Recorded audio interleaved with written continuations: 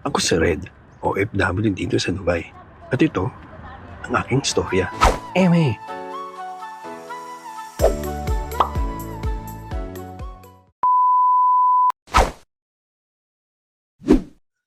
Nakareceive ako ng tawag galing sa aking sugar mommy.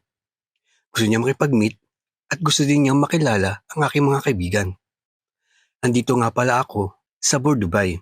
At ito, ang Clock Tower, isang kilalang monumento dito sa Dubai.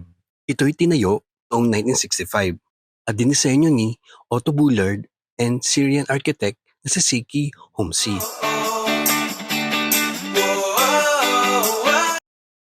Pagkatapos ko nga mamit si Sugar Mommy, ako'y naglambing. Sabi ko, bibili ako ng tripod. Agad-agad naman niya ako binigyan ng pambili. At ito na nga, nakabili na tayo. Yun lang, maraming salamat. Bye-bye!